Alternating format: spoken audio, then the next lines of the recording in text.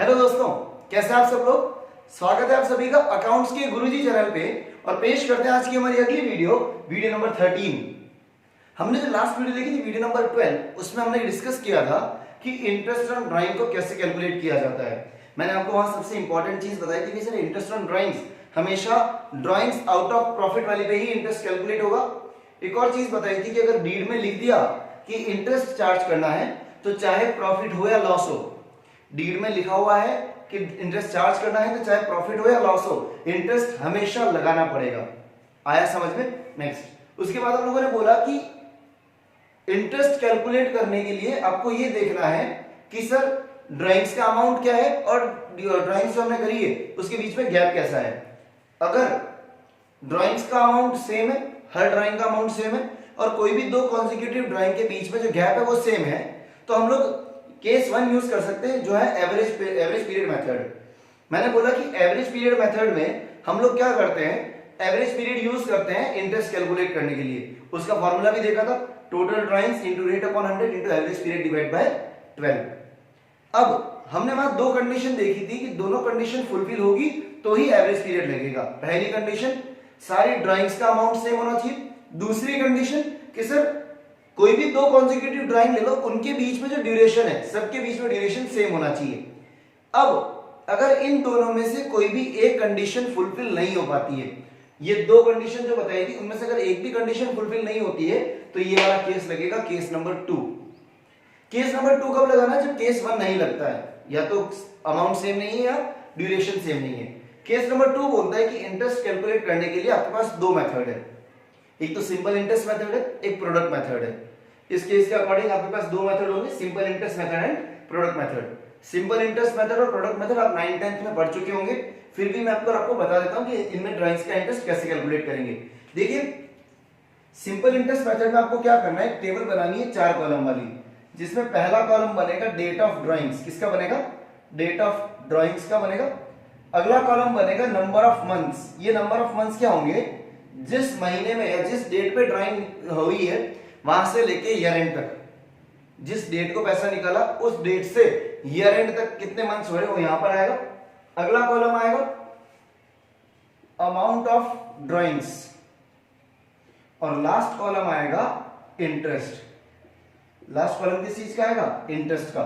बहुत ध्यान से सुनना, 4 कॉलम, पहला कब निकाला पैसा, अगला ईयर एंड तक कितने महीने हुए, थर्ड कितना अमाउंट निकाला और फोर्थ है कि उस ड्राइंग का इंटरेस्ट कितना बनता है। एक एग्जांपल लेके बताता हूं। मान लीजिए 1 अप्रैल 2019 को एक बार निकाला, फिर आपने 1 जुलाई 2019 को निकाला, फिर एक बार पैसा निकाला 1 जनवरी 2020।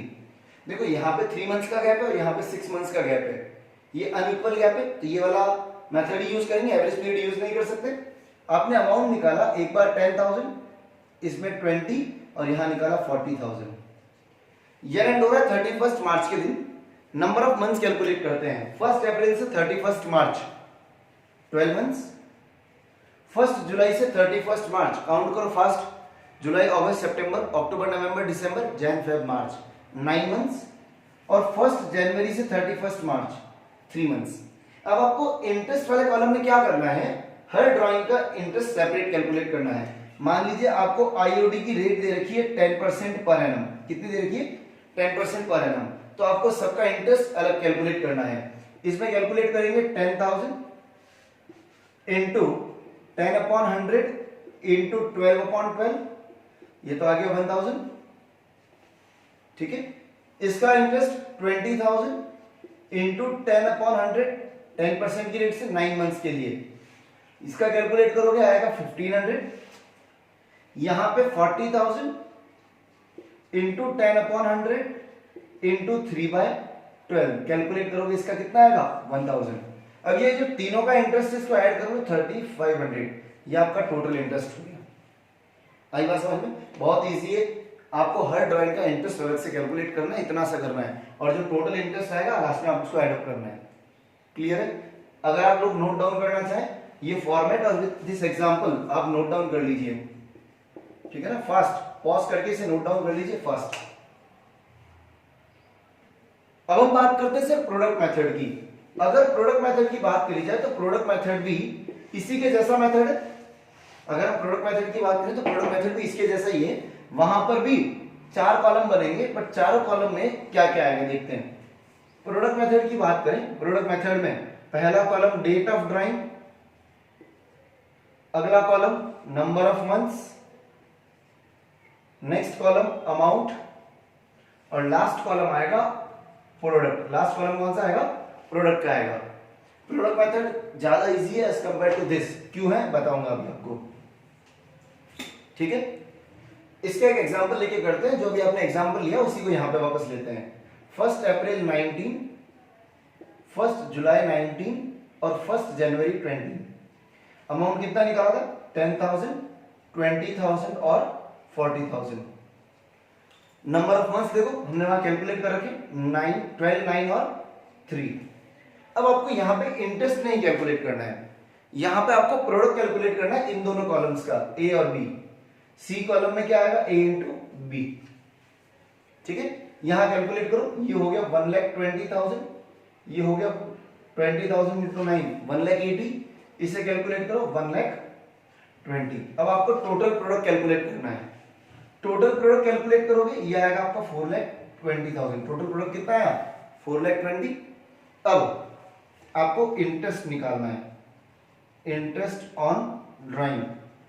इंटरेस्ट ऑन ड्राइंग का फॉर्मूला क्या है प्रोडक्ट मेथड के अंदर? Total product into rate upon 100 into 1/12। ये ध्यान रखना स्टार मार्क करके। प्रोडक्ट मेथड में टोटल प्रोडक्ट आता है और इंटू 1/12 आएगा।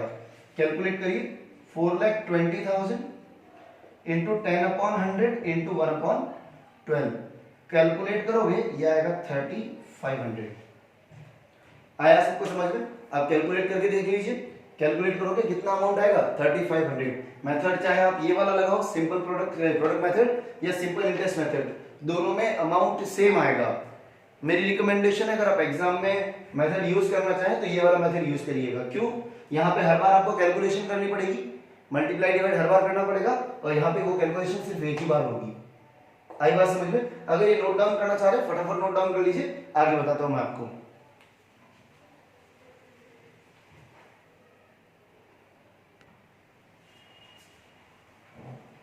अब हम बात करते हैं कि सर बहुत इंपॉर्टेंट चीजें ध्यान रखने वाली है, तो प्लीज इन्हें नोट डाउन कर लीजिए, कॉपी की छत पे लिख लीजिए, जहां आपको नोट डाउन करना है नोट डाउन कर लीजिए, बहुत इंपॉर्टेंट है। सबसे पहला जो पॉइंट है वो ध्यान से सुनना कि सर अगर क्वेश्चन में ड्राइंग्स की डेट नहीं गिवन है, अगर क्वेश्चन में ड्राइंग्स की डेट नहीं गिवन है, पैसा कब निकाला कोई तारीख वारीख गिवन नहीं है, तो उस केस में हम इंटरेस्ट चार्ज करते हैं एवरेजली। कैसे चार्ज करते हैं? एवरेजली।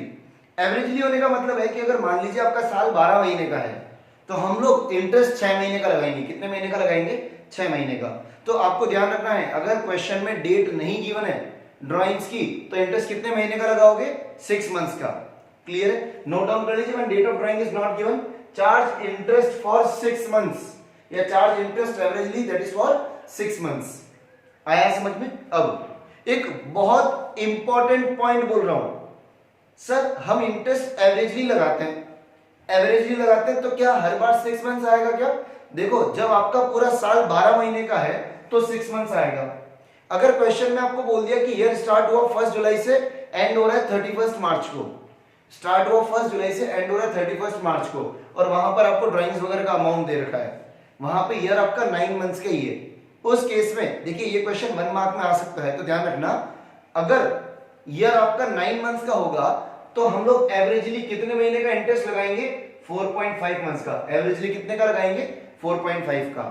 जनरली आपको हमेशा 6 मंथ्स का लगाना है, बट ये चीज याद रखिएगा कि अगर ईयर 9 मंथ्स का है तो इंटरेस्ट 4.5 मंथ्स का लगेगा, या 6 मंथ्स का है तो 3 मंथ्स का लगेगा। क्लियर है? डेट नहीं गिवन है तो जनरली 6 महीने का इंटरेस्ट लगाना है। कुछ भी है तो भूल जाइए, कुछ भी याद नहीं रखना है। आई बात समझ में? कोई डेट वेट नहीं देखनी है, डेट है ही नहीं, आप डायरेक्ट 6 मंथ्स का इंटरेस्ट लगा लो, बाकी सब चीजें भूल जाओ। क्लियर है? नेक्स्ट, अगर क्वेश्चन में इंटरेस्ट ऑन ड्राइंग्स की रेट दे रखी है पर एनम नहीं गिवन है, बट आपको क्या नहीं गिवन है? पर एनम, ये वर्डिंग नहीं गिवन है। पर एनम, अगर पर एनम वर्ड क्वेश्चन में नहीं गिवन है तो आपको देखना नहीं है कि सर पैसा कब निकाला है, कितना निकाला है, डायरेक्ट इंटरेस्ट लगेगा पूरे साल का, इंटरेस्ट पूरे साल का लगेगा। अगर पर एनम क्वेश्चन में नहीं है पूरे साल का इंटरेस्ट लगेगा, दिमाग में फिट कर लीजिए ये चीज, दिमाग में एक चीज फिट कर लो, इंटरेस्ट पूरे साल का लगेगा, 12 महीने का इंटरेस्ट लगेगा। आई बात समझ में? क्लियर है? अगर डेट नहीं गिवन है तब तो हम बोलते हैं 6 महीने का एवरेजली, पर अगर मान लीजिए रेट नहीं गिवन है, पर एनम नहीं गिवन है रेट में, तो इंटरेस्ट पूरे साल का लगता है। आई बात समझ में? नेक्स्ट अब बात करेंगे जर्नल एंट्रीज के बारे में। जर्नल एंट्रीज क्या होगी? देखिए इंटरेस्ट ऑन ड्राइंग की जर्नल एंट्री लास्ट ईयर जो पढ़ी थी वैसे ही है। Capital account debit to interest on drawings account, वही चीज है। Partners capital to interest on drawings, interest on drawings एक तरह से इनकम की तरह ट्रीट होता है, इसीलिए क्रेडिट करते हैं इसको। और ड्राइंग पे हम इंटरेस्ट पार्टनर से ले रहे हैं तो पार्टनर की कैपिटल हम कम कर देते हैं, हम उसे बोलते हैं कि हम तुझसे पैसा मांग रहे हैं ना, तो तेरी जो कैपिटल है उसको कम कर रहे हैं, तो capital account debit to interest on drawings. ठीक है, इंटरेस्ट ऑन ड्राइंग्स एक नॉमिनल अकाउंट की तरह काम करता है, तो इसे क्लोज करना जरूरी है। अब नॉमिनल अकाउंट है तो क्लोज करना जरूरी है। हमने पीएनएल एप्रोप्रिएशन बनाया था, वहां पे क्रेडिट में देखा था इंटरेस्ट ऑन ड्राइंग्स। हमेशा ध्यान रखना, interest on drawings, interest on capital, partner salary, partners commission, ये हमेशा क्लोज होंगे कहां पर? पीएनएल एप्रोप्रिएशन में।